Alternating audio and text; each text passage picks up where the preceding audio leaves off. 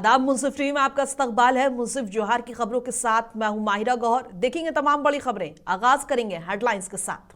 सुर्खियों को पेश करने में ताउन किया है डॉक्टर ऑर्थो ऑयल के साथ साथ डॉक्टर ऑर्थो कैप्सूल्स साथ लेना ना भूलें। और स्वास्थ्य मंत्री इरफान अंसारी ने तेलंगाना के सीएम रेवंत रेड्डी से की मुलाकात। बोले झारखंड में जल्द लागू होगा हैदराबाद का स्वास्थ्य मॉडल।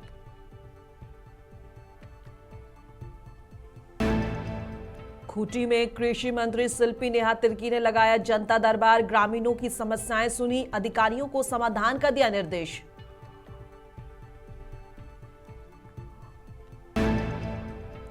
आईआईटी और आईआईएम धनबाद में 6 से 8 फरवरी को देश और दुनिया के वैज्ञानिक का होगा जुटान।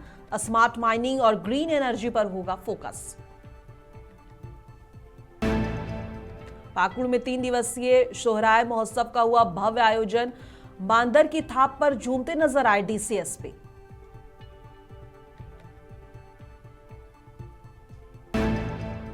अब क्रिश का गाना सुनेगा क्या से मशहूर हुआ धूम अचानक हुआ लापता। बाल मजदूर मुक्ति सेवा संस्थान के अध्यक्ष सदन ठाकुर ने जिला प्रशासन से जांच की उठाई मांग। और आगाज करेंगे झारखंड के अहम और बड़ी खबरों के साथ। बता दें कि हैदराबाद का उन्नत और आधुनिक स्वास्थ्य मॉडल अब झारखंड में लागू होने जा रहा है। मुख्यमंत्री हेमंत सोरेन ने दूरदर्शी विजन और तेलंगाना के मुख्यमंत्री रेवंत रेड्डी के सहयोग से झारखंड में मेडिको सिटी और सुपर स्पेशलिटी अस्पतालों की स्थापना की दिशा में ऐतिहासिक कदम बढ़ाया है। इसी कड़ी में झारखंड के स्वास्थ्य मंत्री डॉक्टर इरफान अंसारी ने हैदराबाद में मुख्यमंत्री रेवंत रेड्डी से मुलाकात की। मुलाकात के बाद स्वास्थ्य मंत्री ने बताया कि झारखंड में तेलंगाना की स्वास्थ्य मॉडल को धरातल में पर उतारा जाएगा। स्वास्थ्य मंत्री डॉक्टर इरफान अंसारी ने कहा है कि राज्य की स्वास्थ्य व्यवस्था को सशक्त, आधुनिक और आत्मनिर्भर बनाने की दिशा में एक ऐतिहासिक पहल करते हुए झारखंड सरकार अब हैदराबाद की उन्नत स्वास्थ्य मॉडल को झारखंड में लागू करने जा रही है। मंत्री इरफान अंसारी ने बताया कि तेलंगाना में झारखंड भवन के लिए भूमि चिन्हित कर ली गई है, जिसका अलॉटमेंट मार्च माह में होगा और एआईजी सहित कई बड़े अस्पतालों से जल्दी एमओयू किया जाएगा, जिससे हार्ट, किडनी, कैंसर और बोन मैरो ट्रांसप्लांट जैसे एडवांस मेडिकल फैसिलिटीज झारखंड में भी उपलब्ध होंगी और अब मरीजों को इलाज के लिए बाहर नहीं जाना पड़ेगा। झारखंड को स्वस्थ और स्वास्थ्य के पैरों पर खड़ा करना हमारा संकल्प है, ऐसा इरफान अंसारी ने कहा है।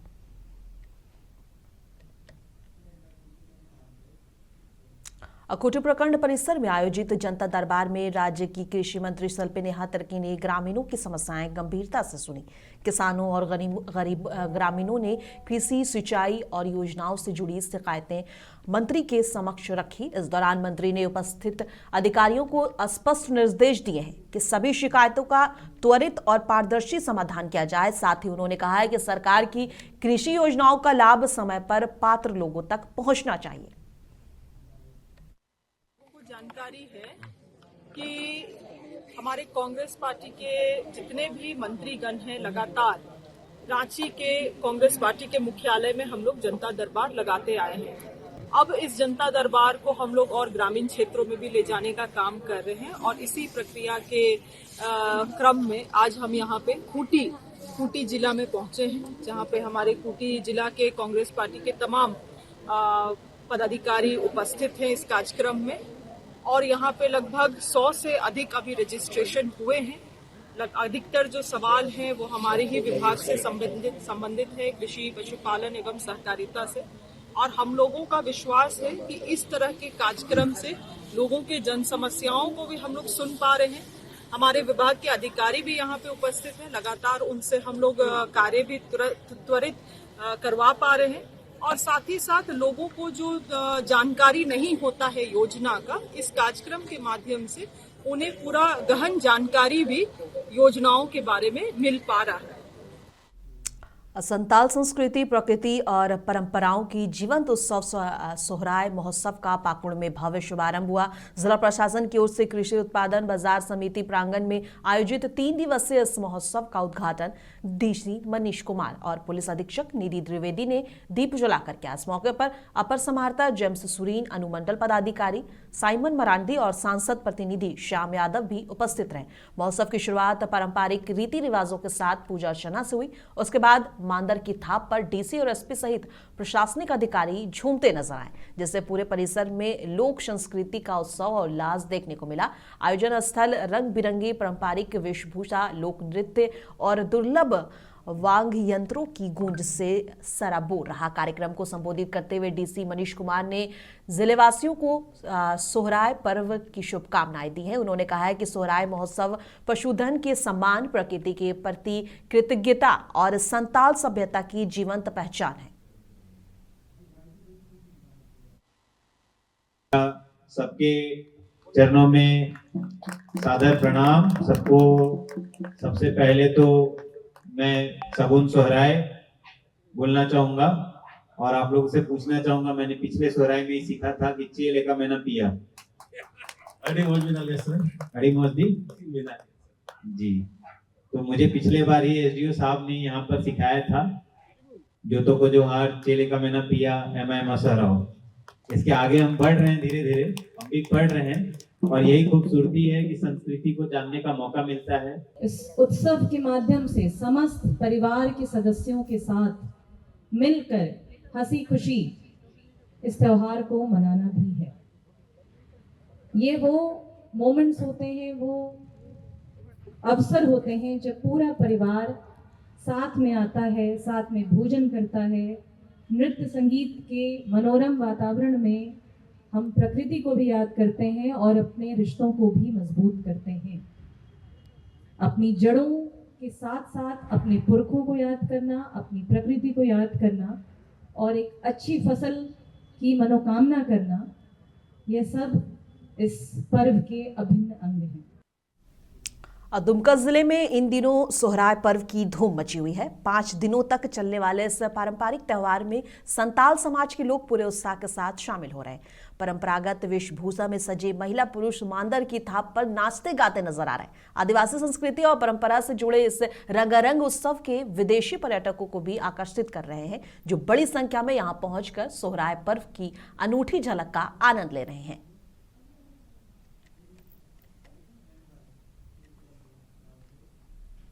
और आईआईटी और आईआईएम धनबाद में 6 से 8 फरवरी 2026 तक देश और दुनिया के वैज्ञानिकों का बड़ा जुटान होने जा रहा है। यहाँ 2026 के कॉन्क्लेव और एग्जीबिशन का आयोजन किया जाएगा। इस कार्यक्रम का focus smart mining, critical minerals और ग्रीन एनर्जी पर रहेगा। आईआईटी, आईआईएम, विज्ञान भारती और सिम्फर और टेक्समीन के सहयोग से होने वाले इस आयोजन में नई माइनिंग टेक्नोलॉजी, क्लीन एनर्जी और टिकाऊ खनन पर चर्चा होगी। आईआईटी आईआईएम के निदेशक प्रोफेसर सुकुमार मिश्रा के अनुसार लिथियम और रेयर अर्थ जैसे जरूरी खनिज देश की अर्थव्यवस्था और सुरक्षा के लिए बेहद अहम है। वहीं सिम्फर के निदेशक डॉक्टर एके मिश्रा ने बताया है कि आयोजन विकसित भारत 2047 के लक्ष्य को आगे बढ़ाने में मदद करेगा। 6 तारीख और 7 तारीख है, वो तो हमारा पूरा ये जो इंडस्ट्री इंस्टीट्यूट कॉन्क्लेव जो है उसी का डिस्कशन वगैरह होगा, एज वेल एज एग्जीबिशन रहेगा। 8 तारीख जो है हमारा साइंटिफिक डिस्कशन बहुत ज़्यादा नहीं होगा, क्योंकि वहाँ हम उस दिन हमारा बेसिकली अलुमनाई गेट टुगेदर इधर होगा, काफ़ी सारा अलुमनाई आएंगे, लेकिन एग्जीबिशन उस टाइम में खुला रहेगा ताकि वो आके क्रिटिकली इसको एनालिसिस करके हमको कमेंट दे के जाए कि ये कैसा है। क्योंकि जो अलुमनाई आएंगे, कोई 30 साल, कोई 50 साल का एक्सपीरियंस, क्योंकि हम सेंटिनरी ईयर में है, तो हमारा अलुमनाई भी उतने एक्सपीरियंस अलुमनाई इस बार आने वाले। इसीलिए जो भी एग्जीबिशन में पार्टिसिपेट करेंगे उनका एक पुंखानुपुंख हिसाब से पूरा एनालिसिस भी उनको मिल जाए। हाँ, जैसा कि सर ने बताया है, ये इंडस्ट्री इंस्टीट्यूट इंटरेक्शन कॉन्क्लेव जो हो रहा है, इसमें एग्जीबिशंस लगाए जाएंगे और जो इंडस्ट्रीज हैं वो भी अपना एग्जिबिट लगाएंगे, जिनमें जो इंडस्ट्रीज के प्रोडक्ट हैं, उनके प्रोसेस हैं, और उसके साथ ही सिम्फर और CSIR के जो दूसरे संस्थान हैं जहाँ पर रिसर्च हो रहा है और जो प्रोडक्ट बनाए गए हैं, जो टेक्नोलॉजीज डेवलप की गई हैं और जो टेक्नोलॉजीज ट्रांसफर की गई हैं, वो भी एग्जिबिट लगाया जाएगा। उसके साथ में ही टेक्समीन जो एक रिसर्च पार्क है और जो इनोवेशन इंक्यूबेशन हब है, वो भी उसके भी एग्जिबिट्स लगाए जाएंगे। जमशेदपुर से एक चौंकाने वाली खबर सामने आई है। सोशल मीडिया पर मशहूर लाइन कृष्ण का गाना सुनेगा क्या से पहचान बनाने वाला किशोर धूम उर्फ पिंटू अचानक लापता हो गया है। धूम जो फुटपाथ पर गाना गाकर लोगों का दिल जीतता था, पिछले कई दिनों से बगबेड़ा इलाके में नजर नहीं आ रहा। उसके गायब होने से शहर ही नहीं देश भर में चिंता बढ़ गई है। इस मामले में बाल मजदूर मुक्ति सेवा संस्थान के अध्यक्ष सदन ठाकुर ने डीसी कर्ण सत्यार्थी और एसएसपी पीयूष पांडे को लिखित शिकायत दी है। शिकायत में आशंका जताई गई है कि नशा मुक्ति या समाज सेवा के नाम पर कुछ लोग धूम का गलत इस्तेमाल कर रहे हैं। प्रशासन से पूरे मामले की गंभीर जांच और धूम को जल्द खोजने की मांग की गई है। कि धूम तो वायरल हो रहा है, अच्छा बात है, उसका अगर फ्यूचर बन जाता है तो अच्छा बात है, लेकिन उसके लिए एक खराब बात यह है कि जहाँ पे सुने हैं उसका कोई रखा हुआ है, किडनैप करके ले गया या ऐसे बिना थाना का इन्फॉर्मेशन के लेके गया हो। तो हम इस मामले को उठाए हैं, उपायुक्त को और बड़ी पुलिस अधीक्षक महोदय को लिखे हैं कि उसको सुरक्षा प्रदान किया जाए और सही जगह में उसको लेके जाया जाए, ताकि उसका जो सामाजिक से दूर हो, समाज से दूर होते जा रहा है, वो समाज के समान अधिकार से जी सके। तो उसी सब बात को लेके हमने जिला प्रशासन से कुछ बात का जांच कराने बोले हैं कि क्या अगर धूम को लेके गया है तो सही जगह में है कि नहीं, उसका देखभाल सही से हो रहा है कि नहीं, अगर वो रखा है वहाँ पे तो उस स्थानीय थाना जहाँ से वो लेके गया वो थाना को खबर किया कि नहीं, जिला प्रशासन को खबर किया कि नहीं, जहाँ अभी रखा हुआ है वो स्थानीय थाना प्रभारी को पता है कि नहीं कि वो अभी वो वहाँ पे है या नहीं है। गोड्डा के लालमटिया स्थित शिव मंदिर के प्रांगण में 2 दिवसीय वॉलीबॉल प्रतियोगिता का भव्य आयोजन किया गया। इस खेल प्रतियोगिता का आयोजन ललमटिया टाइगर क्लब के तत्वाधान में हुआ है, जिसमें बड़ी संख्या में खेल प्रेमी उपस्थित रहे।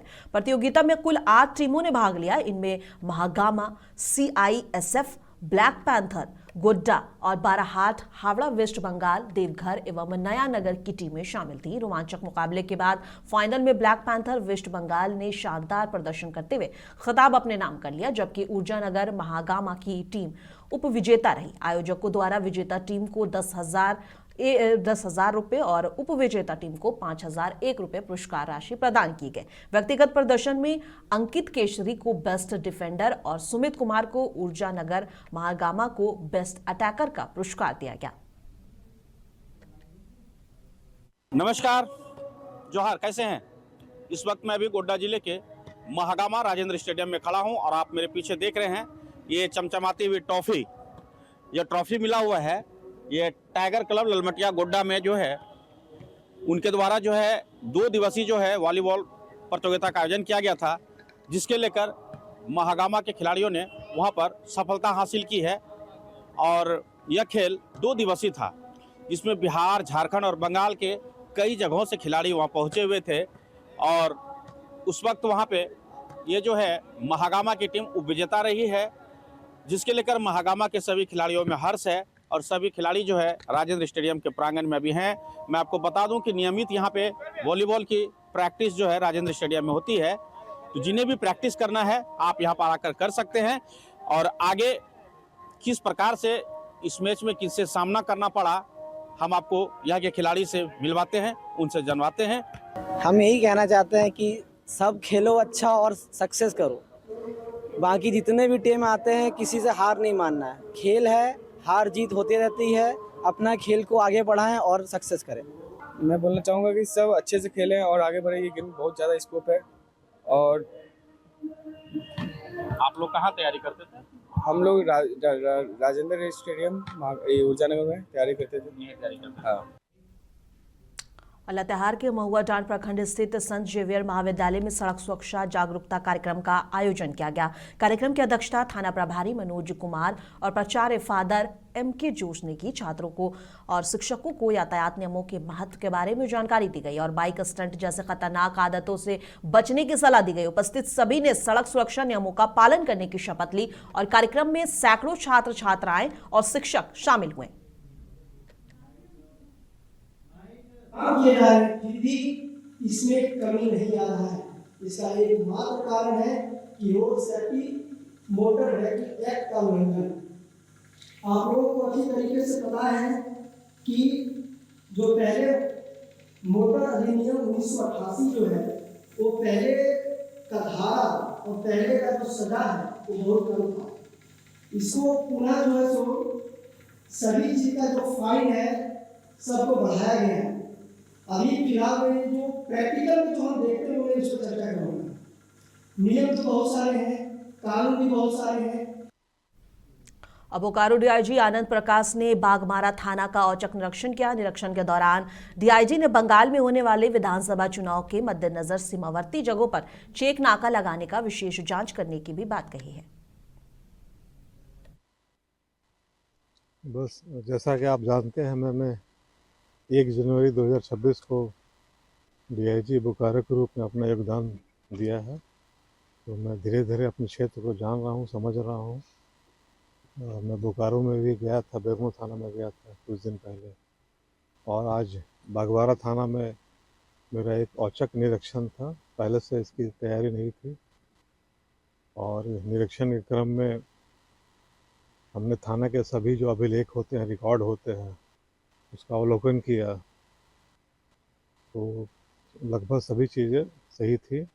स्टेशन डायरी एंट्री जो था, स्टेशन डायरी बिल्कुल अद्यतन था, बॉडी रजिस्टर भी अद्यतन था, सभी अभिलेख संधारित थे। उसके पश्चात मैंने अपराध की स्थिति का भी जायज़ा लिया। तो पिछले 5 साल में मैंने समीक्षा किया तो देखा कि ये थाना जो है बहुत ही शांत है। इसमें साल में 1 या 2 मर्डर होता है। 2023 और 2025 में मर्डर हुआ ही नहीं है। और इस मर्डर के अलावा जो बाकी क्रिमिनल मेजर हेड्स होते हैं, मुख्य अपहरण हुआ, किडनैपिंग हुआ, बलात्कार हुआ, उसमें भी लगभग नहीं के बराबरी है। यानी कुल मिलाकर जहाँ तक मेरा आकलन है, ये थाना शांतिपूर्ण थाना है। और जो पेंडिंग केसेस हैं, जो लंबित मामले हैं आपराधिक कांड, उसकी भी समीक्षा की गई और सभी आईओ को बुला करके उनको आवश्यक दिशा निर्देश दिया गया ताकि जो भी लंबित कांड है उनका त्वरित निष्पादन करें। इसके अलावा वारंट कुर्की का भी समीक्षा की गई। जो लंबित वारंट है उसका भी तामीला किया गया। लोहरदगा में हजरत बाबा दुखन शाह रहमतुल्लाह अलैह का 101वां सालाना उर्स मुबारक सोमवार से शुरू हो गया। परचम कुशाई के कार्यक्रम में अंजुमन इस्लामिया के सदर अब्दुल रऊफ अंसारी, सेक्रेटरी शाहिद अहमद बेलू और नाजिम आला हाजी अब्दुल जब्बार अंसारी, मुजम्मिल अंसारी और अन्य पदाधिकारी शामिल हुए। मदरसा के तलबा ने दुआएं पढ़ी। इस सालाना उर्स का आयोजन 15 जनवरी तक चलेगा। देश से कई राज्यों के अकीदतमंद बाबा दुखन शाह के मज़ार पर आकर अपनी मिन्नतें रखेंगे और कार्यक्रम में कई हस्तियां भी शरीक होंगी। सबसे पहले तो बाबा दुखन शाह का 101वां उर्स मुबारक का आज आगाज हुआ। इसके लिए हम तमाम लोहरदगा वासियों को, जितने भी यहाँ बाहर से आते हैं, अकीदा के साथ आते हैं, और सारे लोग जो है यहाँ के बाहर हैं लेकिन आस्था यहाँ रखते हैं, सभी को आज से शुरुआत हुआ है। इसके लिए मुबारकबाद देते हैं। क्या तैयारियां हैं? और तैयारियां हर वर्ष की तरह इस साल भी हम लोग की तैयारी मुकम्मल हो चुकी है। इसमें पहला चादर का इंशाअल्लाह प्रशासन का चढ़ता है, जैसा कि रस्म के मुताबिक। उसके बाद अंजुमन इस्लामिया के ओहदेदारान काफ़ी मेहनत करके बहुत ही नाम चीन कव्वाल को लाए हैं। इन लोग का रात में प्रोग्राम होगा। सुबह फजर के नमाज के बाद से, गुस्ल के बाद से जो चादर का शुरुआत हो जाएगा, उसके बाद 2 दिन चादर पोशी होते रहेंगे। मैं लोहरदगा के तमाम आवाम और जिले के सभी लोगों को अस्सलाम वालेकुम रहमतुल्लाहि व बरकातहू। हज़रत बाबा दुखन शाह रहमतुल्लाह अलैह का सालाना उर्स 4 दिन का प्रोग्राम आज परचम कुसाई के साथ शुरू हो गया है। और अभी आप देखे भी होंगे कि सारे मेम्बरान और जो जोश खरूस से यहाँ पे जो जुटे थे परचम कुसाई में, इसके लिए हम सभी मेंबर को शुक्रिया अदा करते हैं। और आज जो प्रोग्राम हुआ उसके बाद कल जो है हमारा नातिया प्रोग्राम है, जो पूरे ज़िले से लोग आते हैं, बाहर से भी लोग आते हैं, जिसका एक कंपटीशन होता है। इस कंपटीशन में अंजुमन इस्लामिया की जानिब से बहुत से प्राइज़ दिया जाता है ताकि बच्चे को, जो मदरसा में जो बच्चे पढ़ते हैं, उसके लिए एक अच्छा शुरुआत किया गया है अंजुमन इस्लामिया की तरफ। और सबसे बड़ी बात है कि इस बार जो लोहरदगा में उर्स जो होने जा रहे हैं बहुत नामचीन कव्वाल है। अनवर निशार जानी और चांद कादरी, उसके बाद आतिश मुराद, ये बहुत बड़े कव्वाल हैं। और मैं तमाम लोहरदगा के आवाम और बाहर से जो आते हैं, बिहार से, झारखंड से के और छत्तीसगढ़ से, उड़ीसा से, बंगाल से, उन और गिरिडीह के पचम्बा थाना क्षेत्र में तेज रफ्तार स्कॉर्पियो वाहन ने पहले एक व्यक्ति को टक्कर मारी और फिर पचम्बा में एक बच्चे को कुचल दिया। बच्चा गंभीर रूप से घायल हो गया और प्राथमिक इलाज के बाद धनबाद रेफर किया गया। हादसे में दुकान भी क्षतिग्रस्त हुई है और चालक और वाहन में सवार सभी लोग सुरक्षित पाए गए। पुलिस ने चालक को हिरासत में लेकर जांच शुरू कर दी है। एक स्कॉर्पियो आई है, अपना संतुलन खोया और पचम्बा के दर्दी मोहल्ला में जम्मू के रूपकंडा नेते के दरमियान में सडनली 2-3 आदमी को वो मारते हुए एक दुकान की ओर घुस गई। कितने को चोट लगी, कितने बच्चे? उसमें अभी फिलहाल तो 2 को बताया जा रहा है कि चोट है और एक बच्चे जो अभी सीरियस है उसको धनबाद रेफर कर दिया गया है। लेकिन इस गाड़ी में पेशेंट भी बैठी हुई थी, तो पेशेंट और उसको परिवार को उठा के किसी और गाड़ी से उनको घर पे भेज दिया गया है। अभी फिलहाल मामला को प्रशासन जांच पड़ताल कर रही है, आगे को देखिए क्या होता है। प्रशासन से क्या मांग कर रहे हैं? प्रशासन से ये मांग करते हैं कि ये टर्निंग जोन है और जिस हालात में ये सड़क है उस हालात में आए दिन रोज एक्सीडेंट होते रहती है।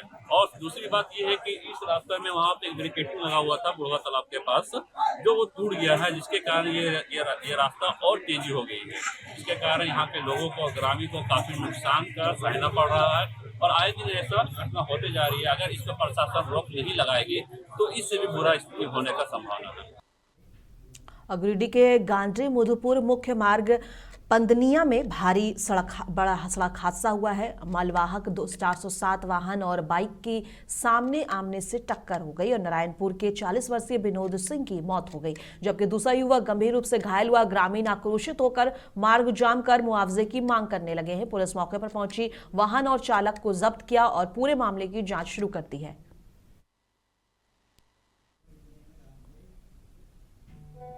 गोड्डा के महागामा थाना क्षेत्र में दिन दहाड़े छिनैती की घटना सामने आई है। बैंक से 50,000 निकल कर पेट्रोल पंप जा रहे रामप्रकाश मंडल के हाथ से मोटरसाइकिल सवार 2 अज्ञात बदमाशों ने थैला झपट लिया और फरार हो गए। पुलिस तुरंत मौके पर पहुंची और सीसीटीवी फुटेज खंगालकर बदमाशों की पहचान और गिरफ्तारी के प्रयास तेज कर दिए हैं। स्थानीय लोग सुरक्षा बढ़ाने की मांग कर रहे हैं।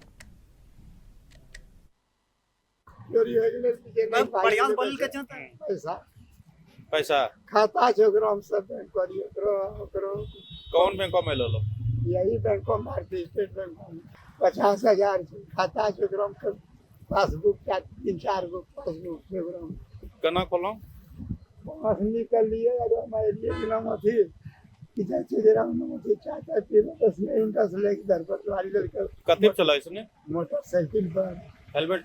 हां। कुशीनगर से दिल दहला देने वाली खबर है। नशे में धुत बेटे ने अपनी मां और पत्नी की पत्थर से कुचलकर बेरहमी से हत्या कर दी। छत पर अलाव तापते वक्त पति पत्नी में कहासुनी हुई। पत्नी को बचाने आई मां पर भी जानलेवा हमला कर दिया गया। दोनों की मौके पर मौत हो गई। पुलिस और फॉरेंसिक टीम जांच में जुटी है। आरोपी हिरासत में है। ये जनपद कुशीनगर के थाना अहरोली क्षेत्र के ग्राम परसा की ये घटना है, जहाँ पर एक व्यक्ति जिसका नाम सिकंदर गुप्ता है, उम्र लगभग इसकी 32 वर्ष है, इसके द्वारा अपनी ही पत्नी जिनका नाम प्रियंका है और अपनी मां जिनका नाम रोना देवी, इन दोनों की पत्थर और ईंट से कुचल करके हत्या कर दी गई है। इस संबंध में आज प्रातः 10:18 पर एक पड़ोसी द्वारा यूपी 112 पर जानकारी दी गई। पुलिस तत्काल मौके पर पहुंची। आरोपी सिकंदर गुप्ता को पुलिस ने हिरासत में ले लिया है। प्रथम दृष्टया ये मामला पारिवारिक विवाद का लग रहा है। इस संबंध में और गहराई से छानबीन की जा रही है और दोनों शवों को पोस्टमार्टम के लिए भिजवा दिया गया है। अग्रिम विधिक कार्रवाई की जा रही है। कुशीनगर जनपद के अहरौली थाना क्षेत्र से एक बहुत बड़ी दिल दहला देने वाली घटना सामने आई है। नशेड़ी बेटे ने अपने पत्नी को और मां को मौत के घाट उतार दिया है। स्थानीय लोगों ने पुलिस को सूचना दिया। मौके पर पुलिस पहुंच के शव को पोस्टमार्टम के लिए भेज दिया। वहीं अभियुक्तों को पुलिस ने गिरफ्तार कर लिया है। मुंसिफ टीवी से टीपू सुल्तान, कुशीनगर। झांसी में मादक पदार्थ तस्करी के खिलाफ अभियान के दौरान नारकोटिक्स टीम और नवाबाद पुलिस ने एक महिला और पुरुष को गिरफ्तार किया है। उनके कब्जे से 1 किलो और 400 ग्राम मार्फिन बरामद हुए हैं, जिसकी अंतर्राज्यीय कीमत 1 करोड़ से अधिक बताई जा रही है। महिला इसे पेट में बांध कर ला रही थी। पकड़े गए आरोपी राजस्थान के झालावाड़ा निवासी लीलाबाई और उकार लाल है। पुलिस दोनों से पूछताछ कर रही है और जांच जारी है।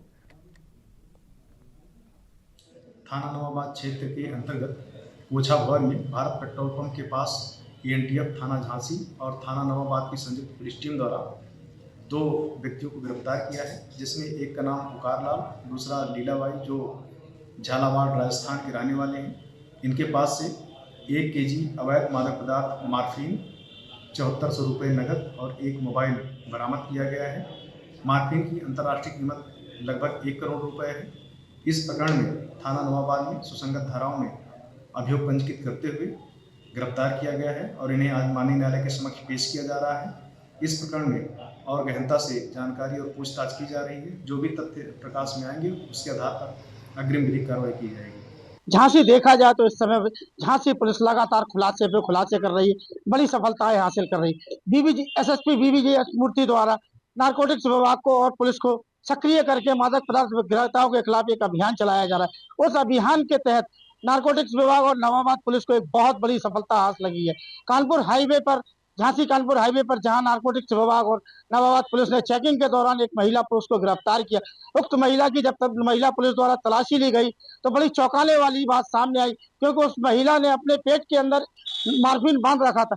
इस मार्फिन की कीमत अंतर्राष्ट्रीय बाजार में 1 करोड़ रुपए बताई जा रही है। सबसे बड़ी बात यह है कि जिस तरीके से इसको ले जाया जा रहा था, किसी को भनक तक नहीं लग रही थी, लेकिन पुलिस की सक्रियता के कारण 1 करोड़ रुपए की मार्फिन बरामद हुई है और इसमें पुलिस विभाग का बहुत अच्छा योगदान रहा है। कैमरा पर्सन कराम कुरैशी के साथ सुल्तान आब्दी, मुंसिफ टीवी, झांसी। अब मुंसिफ जोहार की खबरों में बस इतना ही। कल फिर मिलेंगे इसी वक्त। तब तक के लिए देश दुनिया की तमाम खबरों के लिए बने रहें मुंसिफ टीवी के साथ।